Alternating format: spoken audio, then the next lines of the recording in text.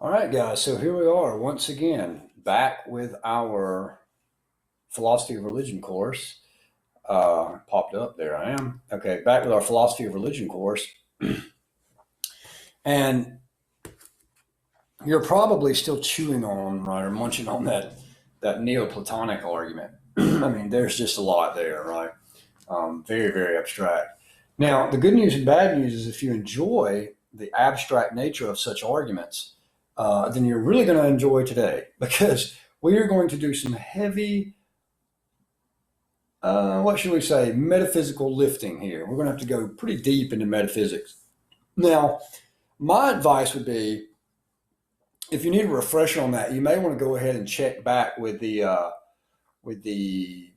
video that has to do, the lecture that has to do with the Aristotelian form of an argument and that teleological form of an argument. Because if you'll remember in that teleological video that I included in that lecture, it talks a lot about essences and natures of things, right? The formal causes of things. Specifically, the nature being the formal cause of some particular thing, right? In Aristotelian and Thomistic metaphysics. So, if you need to go back to that lecture, listen to the section on the teleological argument where I talk about the formal cause, right? That's what we're going to really be hitting on here in regards to the nature, the essence of things, right? That's going to come heavily into play here. So, with that said, what are we talking about? We're talking about the Augustinian argument, right? Of course, this is Saint Augustine, Augustine Aurelius, 300s, mid 300s to 400s or so, early 400s AD. Now, again, this argument, as we've said so many times thus far, that it's not going to depend on any particular scientific endeavor, all that. Remember, these are purely philosophical arguments that if sound, should always be sound, right? No matter what our particular advances are in the sciences and whatnot. We're continually hitting on this, right? This is why I like philosophical arguments, because we can just continue to run with them, right? Now, notice too that aside from our brief interlude in that teleological argument from Aquinas, this is going to be our first Christian theist, or our first Christian theistic philosopher.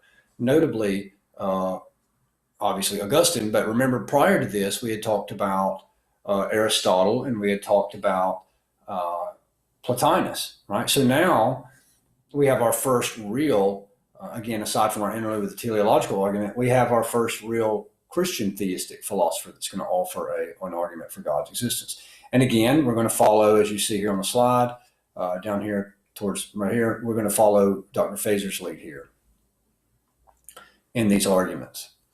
Now, let's go ahead and start to try to unpack a lot of this metaphysical baggage that we're going to have to do, right, as our first note, as we make note of here. Do a bit of seriously heavy metaphysics. Now, to really understand this Augustinian argument, we're going to have to understand what he's talking about when he talks about universals and abstract objects actually existing. Now, within classical philosophy, you're going to have the arguments put forth that things really do have a formal cause. Again, if you need to go back and check out that teleological argument that was included in the Aristotelian argument, go back and look at that lecture there. But in classical philosophy, you're going to have a lot of argumentation that has to do with the fact that universals exist, that natures, that essences of things actually exist. So for instance, triangularity, right? Not just specific triangles, but there really does exist, and we're going to look at some of these various arguments, but there really does exist something like triangularity, right?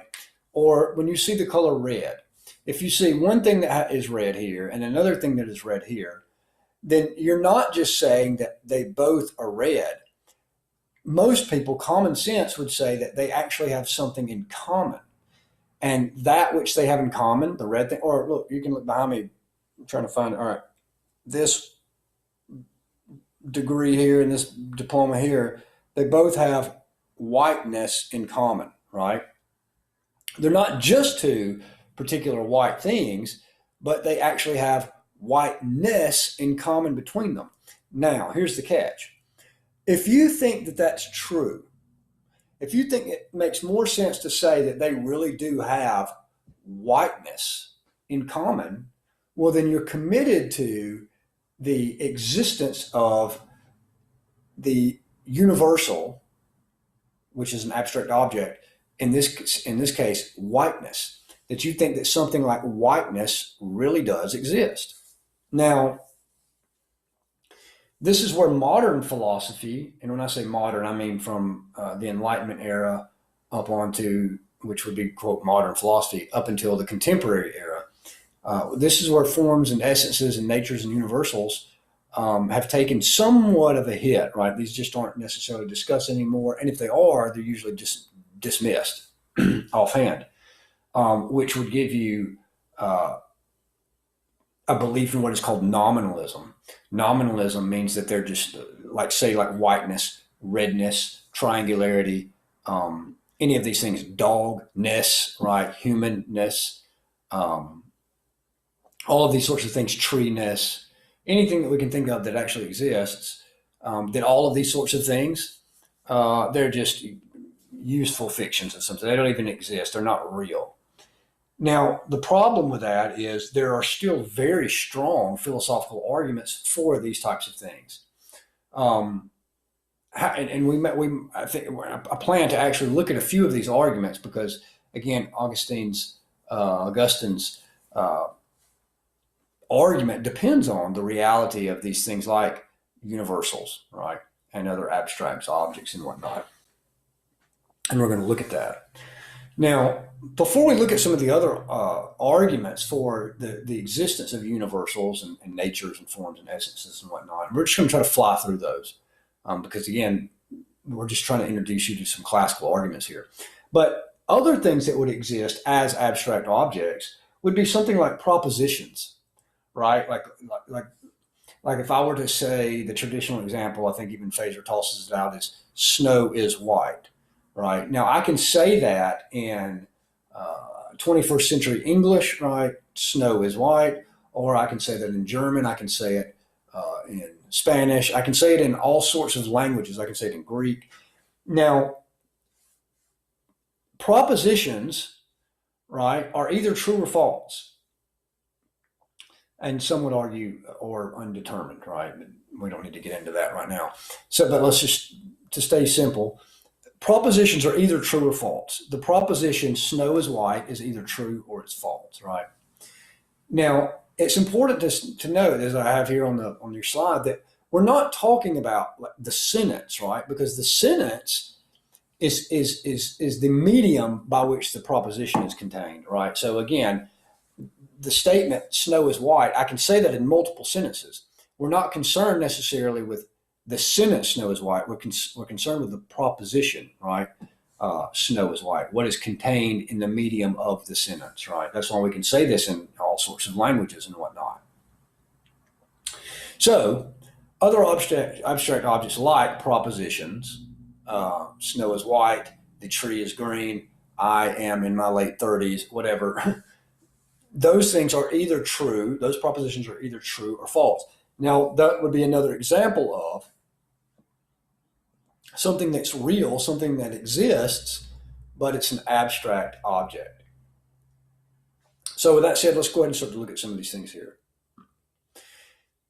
If we're going to be committed to the existence of something like, and just in interest of full disclosure, so you know, I'm convinced, I really do think that universals actually do exist. I think that natures and essences really do exist. I don't think, contrary to some even popular theistic philosophers of our day and age, that they're useful fictions. I think that universals really do exist. I think that natures and essences really do exist.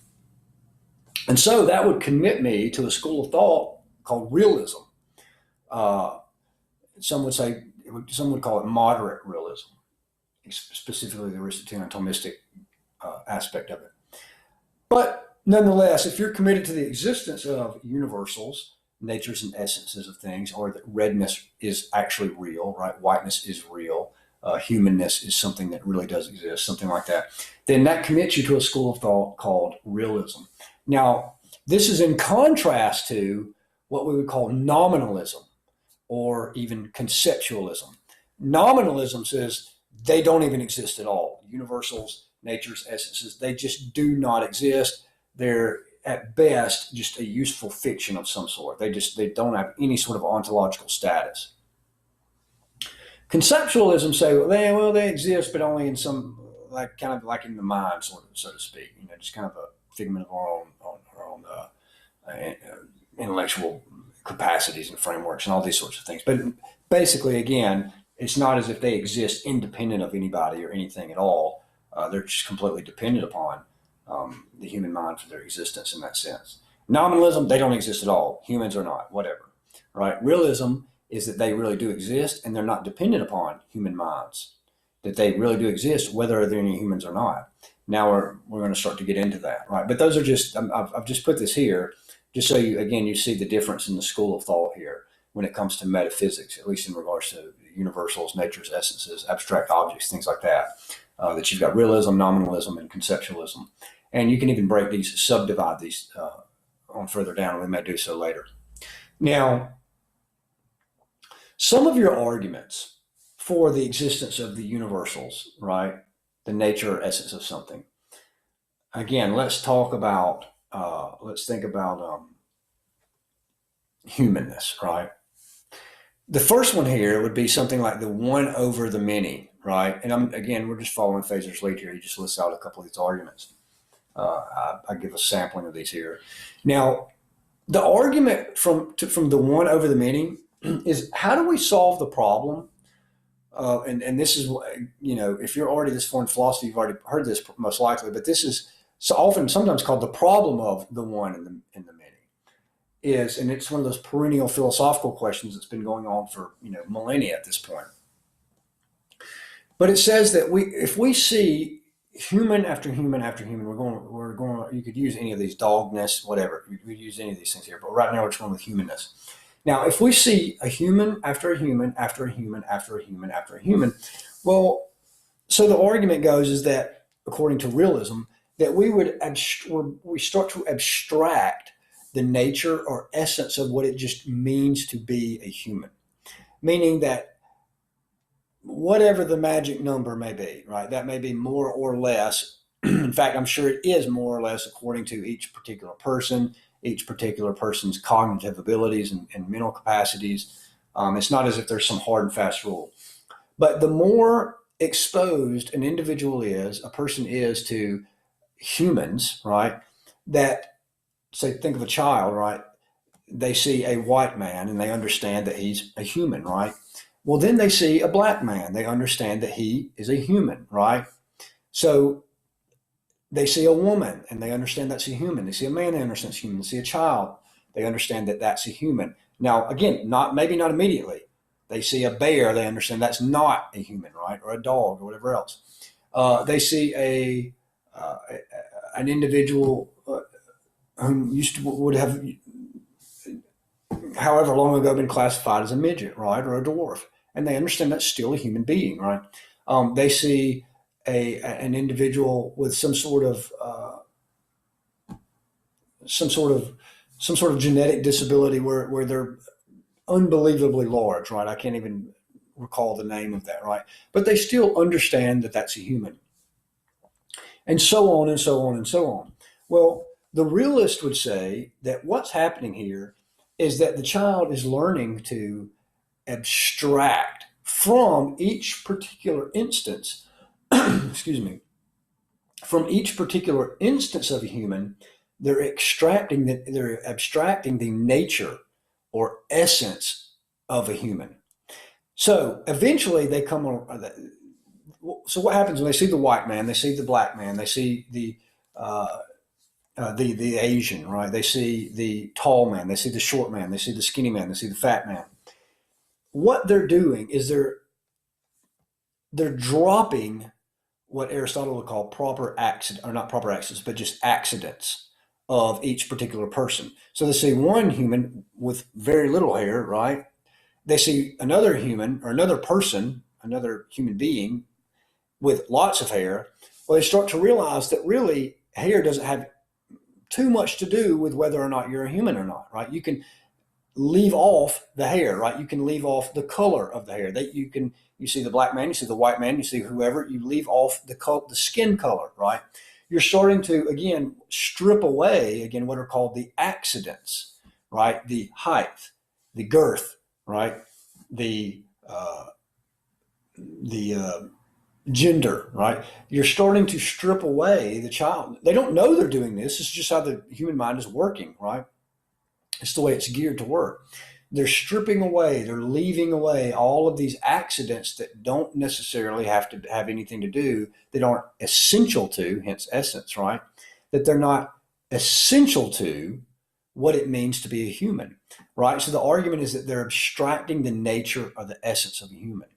Now, one of the points would be, well, let's say after the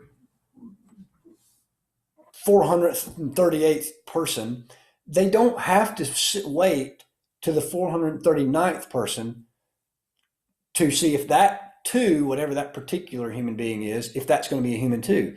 No, when they see one coming over the hill, they can know, even though it may not be the same height. In fact, it won't be exactly the same height, exactly the same weight, exactly the same hair length, exactly the same eye color. It won't be exactly like any other human that they've ever seen, yet they know that it's a human. Well, how?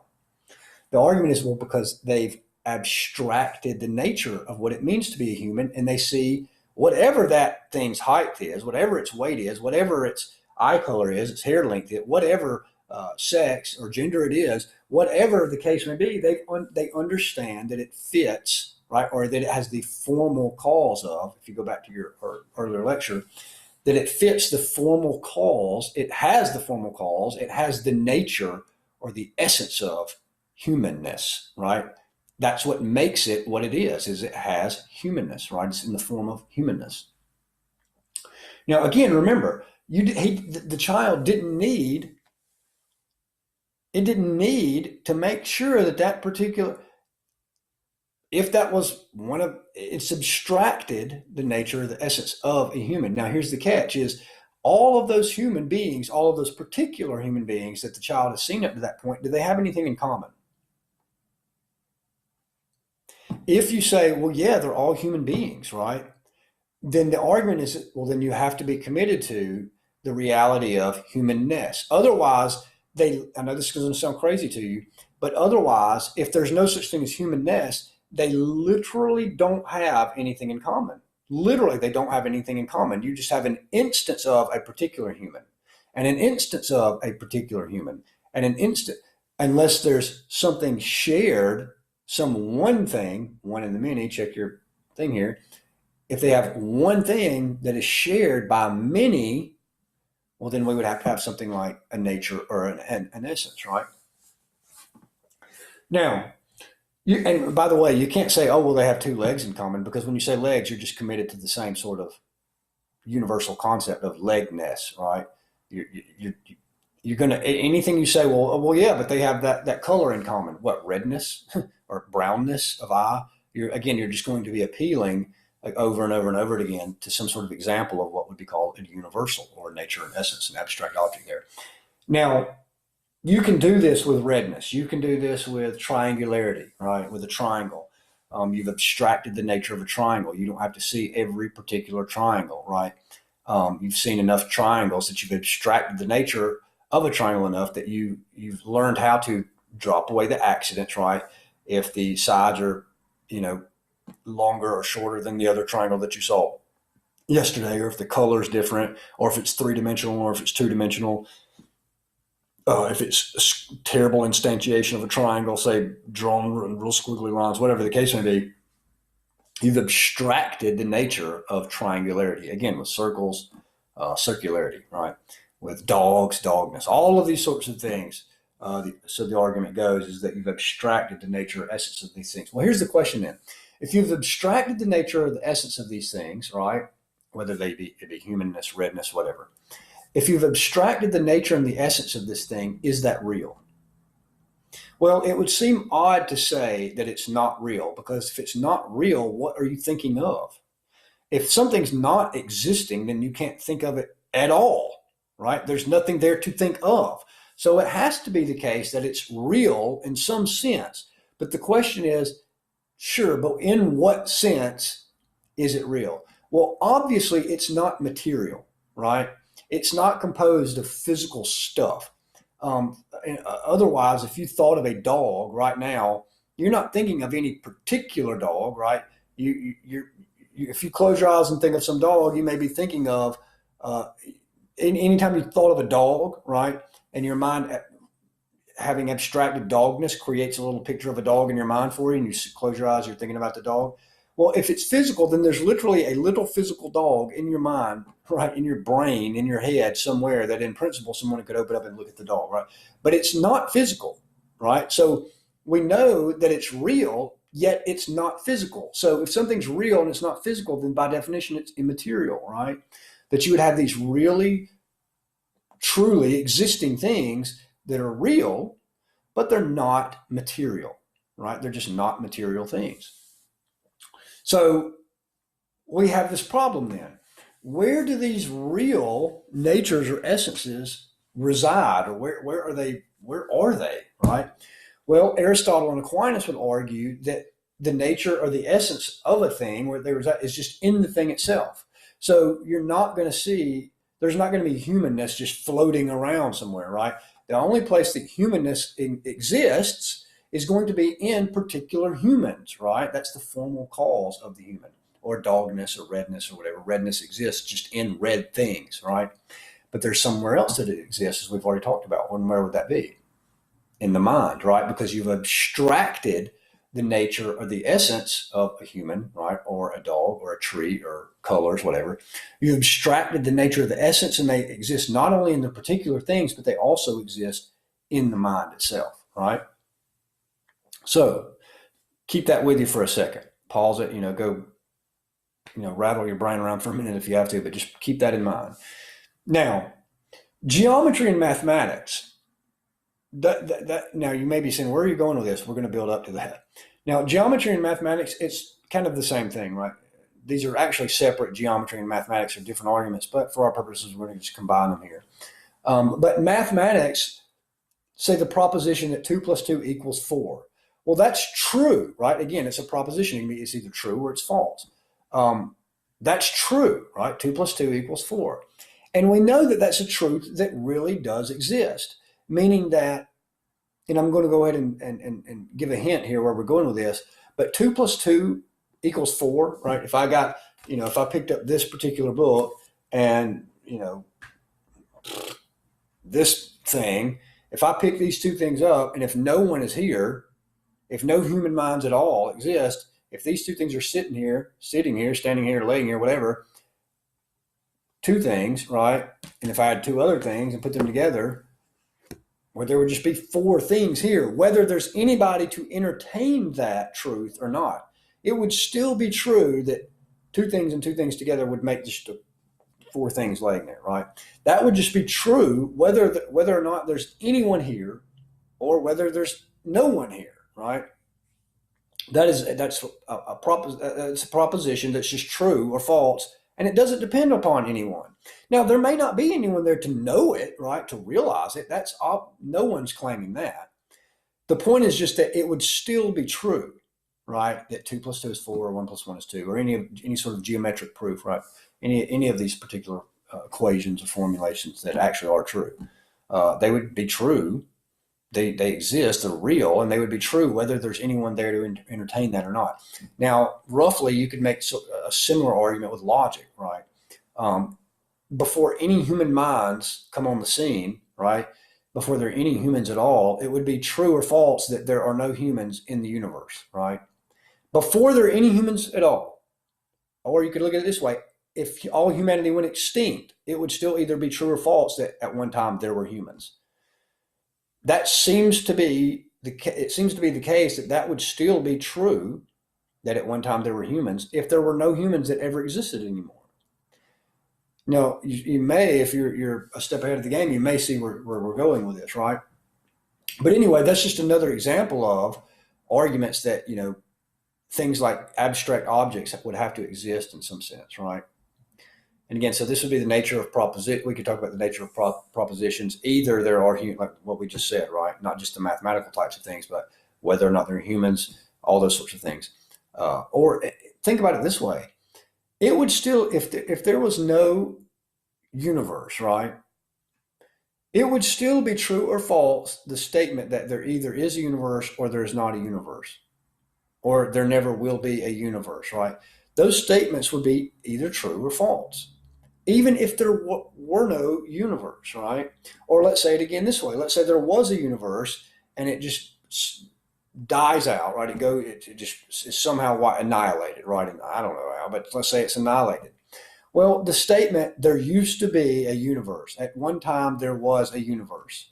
That would be either true or false, even if the universe went out of existence somehow, right? Now, we could even point to specific things about the scientific discipline. We're not going to do that right now. Now, another one might be, hope they get him or whatever. All right, so another would be the objectivity of concepts and knowledge. So one of the examples is that when you and I, right, I have zero clue as to how much time has elapsed since I've recorded this lecture and you are actually watching it, right? It could be a day, it could be years, right? But when I say snow is white, or let's say that I think of a triangle, right? Triangularity. It's not as if you are thinking about my idea of triangularity and I'm thinking about your idea of triangularity. There's something over and above us, you and I, that we're thinking about the same thing, right? When I think of triangularity and you think of triangularity, or I think of humanness and you think of humanness, you're not just thinking about my idea of it. I'm not thinking about your idea of it.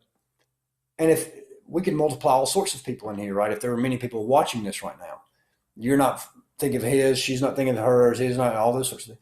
But we're all thinking about something that's independent of any single one of us at the same exact time. It'd be like we're looking at, if I were to say, all right, everyone, look at this pencil, right? You're not looking at my idea of the pencil, and I'm not looking at your idea of the pencil, right? Let's pretend we're in the same room. We're all looking at a pencil that is independent of us, right? But if we're committed to the fact that this pencil is independent of us and we're all looking at it, right, at the same time, well, then that pencil has to obviously be real, right? It obviously has to be in existence. It has to be real. Now, it's the same for triangularity, right, or humanness. If I'm thinking of it and you're thinking of it, like think of it right now, triangularity. All right, and I'm going to do it, triangularity. We're both thinking of something that's not part of us, just like we're thinking of something independent upon that's not dependent upon us for its existence, this pencil here. So that would be, again, I'm just flying through these. We could add so much more to these particular arguments. That would be something like the objectivity of concepts and knowledge. If they exist objectively, independent of us, well then, one, they exist and they have to be real in some sense, and we know they're not material, right? So we would have to be committed to these immaterial types of things, right? Now, there's this last argument called against psychologism, right? And Fazer talks about how this is usually attributed to Frege. Now, I'm debating as to whether or not if I want to go into that or not, if I want to go into the argument against psychologism. I feel like at this point, just so we can keep it on track with actual arguments, because like I said, you're probably going to have more video lectures than we normally would. I think I'm going to go ahead and skip that just for the time being. And plus, too, again, if you want to go more in depth, that you can check out that the text of 5 Proofs. However, having said that, that's a sampling of just various arguments for the existence of things like universals, abstract objects, all sorts of things. Now, let's go back to our metaphysics for a moment, because we're still trying to build the argument. Now, if you've come into this course and you're already committed to something like classical philosophy, or if you've come into this course and maybe you wouldn't even deem yourself a classical philosopher per se, but you're still committed to say like, for instance, J.P. Moreland, is committed to the existence of nature's essences, universals, things of that nature. Well, then we can just go right to this, because in fact, we wouldn't even have to go through any of this other stuff. We could go right to the argument from Augustine himself. But since most of you may not be, let's check, or let's look at this. So if we do have the existence of nature's essences, universals, abstract objects, if we're committed to the reality of that, of those particular things, well, then we have to have some sort of systematic scheme. How do we explain the reality of those particular things, right? Well, we could have the Platonic school of thought. Looking at your slide here, we could have the Platonic school of thought, right? We could have the Aristotelian school of thought, or we could have the Scholastic school of thought. That would be represented by someone like Aquinas. Now, the Platonic school of thought, if you're familiar with philosophy at all at this point, then you know that in Plato's view, you have the Platonic realm, right? The world of the forms, right? The world of the ideas. And things like triangularity, things like humanness, dogness, whatever, all of those things exist in the world of ideas, right? In the realm of the Platonic forms, meaning that they literally just even concepts like justice, that they just somehow exist by themselves, uncaused. They're just there, like triangularity. And I'm not trying to be disparaging here. Sometimes it comes across that way when you're trying to describe it, when you're trying to get this concept here. But they just are the realm of the ideas, right? The realm of the forms, that they just exist out there, right? Not materially, obviously. I mean, it's sort of pejorative for people to say, well, they're just floating around. Well, remember, the claim even by Plato is not that they exist materially, floating around somewhere like a ghost. They exist, just as we've talked about, immaterially, all those sorts of things, but they're just in the world of the forms, right? The world of the ideas. And anything that you see is just an instantiation of those particular universals. Now, there's all sorts of difficulties with that, right? Just one of the difficulties is just simply that it's hard to see how an abstract object is just not causally inert. That is to say, how does it cause anything to happen? So how does triangularity cause some particular triangle, right? How does it just do that by itself just because it's existing somewhere, right? That's just one possible difficulty. It's just the utter lack of explanation how abstract objects cause anything, right? I mean, usually most would say that the abstract objects are just causally inert. But then there's other sorts of difficulties with the Platonic realm, the world of the forms. One particular famous old school argument would be called the third man argument, meaning that when something, let's say Socrates is a man, right? He has humanness, that he's not really. What does he have in common, right? You'd have to posit some sort of third. If you took the form of the human, right, the universal, the nature of the essence of human, and you took Socrates, well, then what does he have in common with the universal of humanness, right? You have to posit some sort of third thing that they have in common.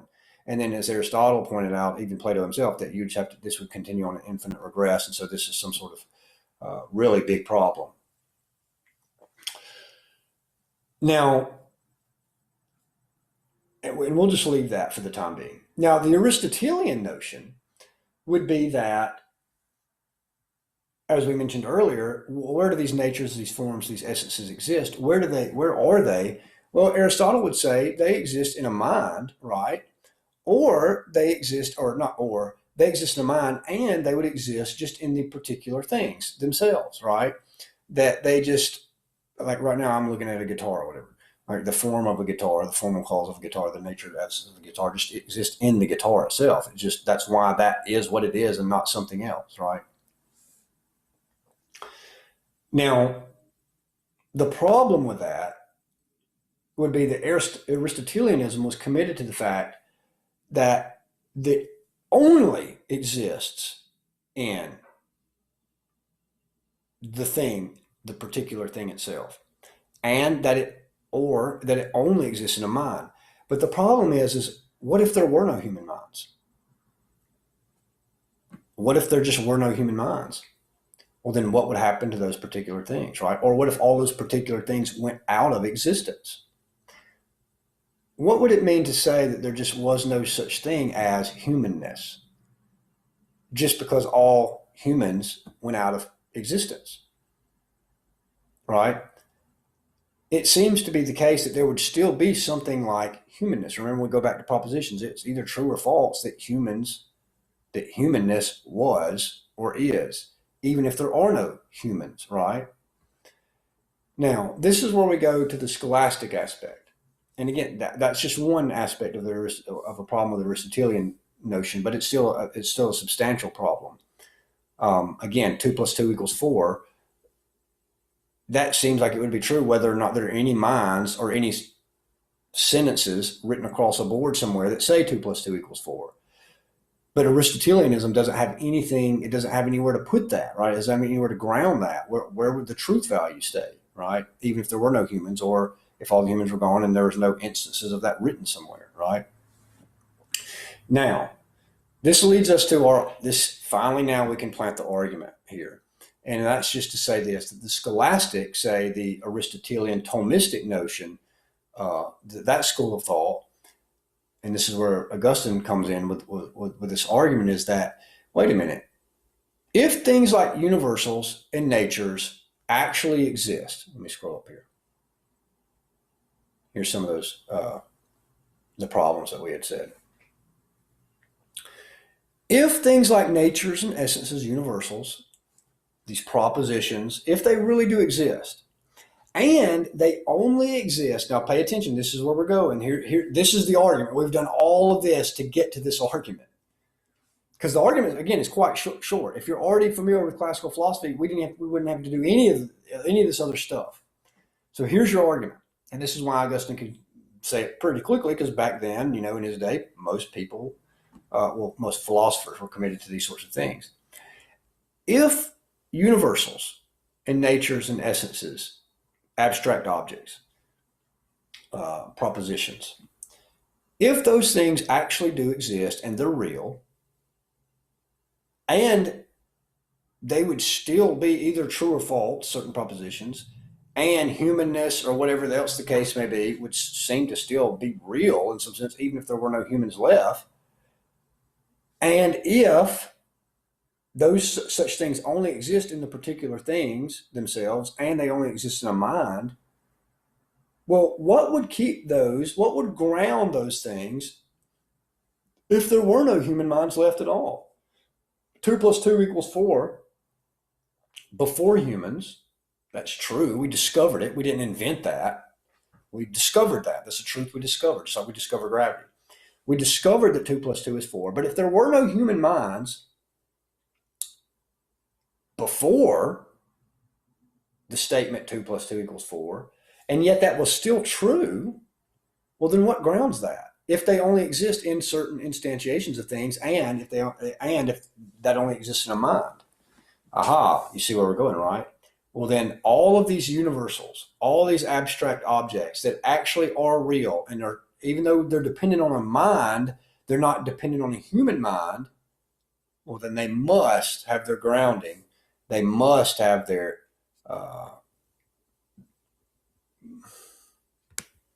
what's the word I want to say? They must be kept, right?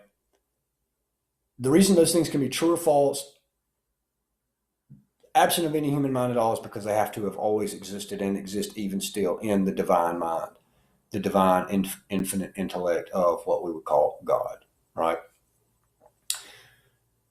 So, if universals and natures and essences actually exist, and the truth value of propositions is always true or false, even though it can only be true or false in relation to a mind, but if it would be true or false even if there were no humans at all. Right? Again, think of the logical, the disjunctive logical argument.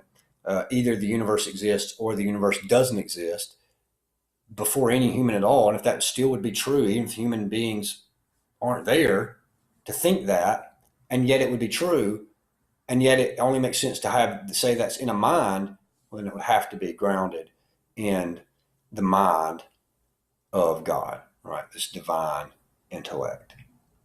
So, go through that again. I know that's a lot, especially if you're not necessarily familiar with this classical metaphysic, right? This classical ontology. I'm going to go ahead and tell you, I really like that argument. I really like that argument a lot. I mean, and one of the reasons I like that is because it took me a while. It took me a while to really, really wrestle through and think through the ideas of natures, essences, universals. But once I became committed to the reality of those things, and then stumble upon this kind of argument here, well, not stumble upon, but find one of these this particular classical argument, like if I was already committed to, right, the existence of universals, natures, and essences and whatnot. And so this argument just fit like a hand in a glove in regard to a pre-commitment that I was already holding, a metaphysical pre-commitment that I was already holding to. So I really like that argument. I hope that you get something out of it. Listen to it again. And even if that's not your style, even if that's not your thing, just know there's another classical argument for the existence of God that can be defended even today in pretty strong fashion. So having said that, see you guys next.